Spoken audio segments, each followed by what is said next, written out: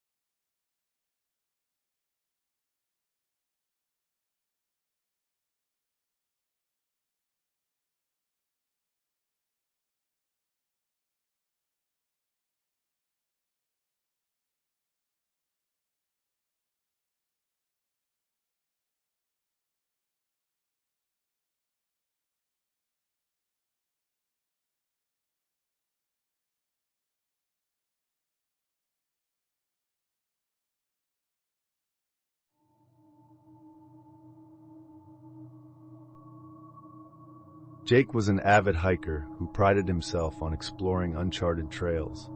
While vacationing in the Rockies, he stumbled upon a narrow path veering off the main trail. It wasn't marked on any map, but Jake's curiosity got the better of him. The path led him deeper into the forest, where the air grew thick and the trees twisted unnaturally. He noticed carvings on the trees, symbols that seemed ancient and ominous. As dusk fell, Jake realized he was lost. His phone had no signal, and his compass spun wildly. He set up camp, but sleep eluded him. Strange sounds echoed through the forest, footsteps, whispers, and an occasional guttural growl. At dawn, he found footprints around his tent, larger than any animal he knew. Panicked, Jake tried to retrace his steps, but found the path had vanished. Days passed, and Jake's supplies dwindled. On the 5th night, he saw lights in the distance and followed them to a clearing. There, he found a cabin with a dim lantern in the window. Relieved, he knocked on the door, but no one answered. Inside, he discovered a journal detailing a hiker's descent into madness. The last entry read, "Don't follow the lights." The door slammed shut, and the whispers grew louder. Jake's screams were never heard, and the forgotten path remains undiscovered, luring those foolish enough to wander too far. Dr. Evelyn Carter prided herself on her professionalism as a psychiatrist. Her practice was known for helping the most troubled patients, but none were as peculiar as Margaret, a frail woman in her 70s who arrived at Evelyn's office with a single plea: "Help me remember." Margaret claimed she was plagued by fragmented memories of a place she couldn't identify, a sense of drowning, and a name, Gideon. Her confusion was heartbreaking, and Evelyn committed to unraveling the mystery. Through hypnosis sessions, Margaret recalled unsettling details: a crumbling mansion by the sea, the sound of crashing waves, and a basement filled with water.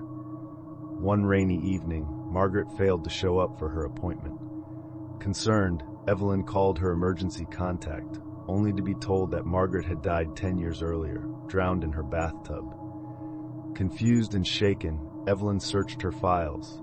Every trace of Margaret, notes, recordings, even the appointment book entries, had vanished. Determined to uncover the truth, Evelyn drove to the address Margaret had described under hypnosis.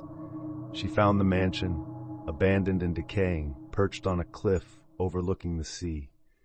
In the basement, she discovered a flooded room, and submerged in the water, an old trunk. Inside were photographs of Margaret as a young woman, standing beside a man labeled Gideon. As Evelyn held the photos, the air grew icy. A figure materialized in the water. Margaret, her eyes filled with terror. "You shouldn't have come here," she whispered before vanishing. Evelyn fled the mansion and never spoke of it again. But every night, she dreams of drowning.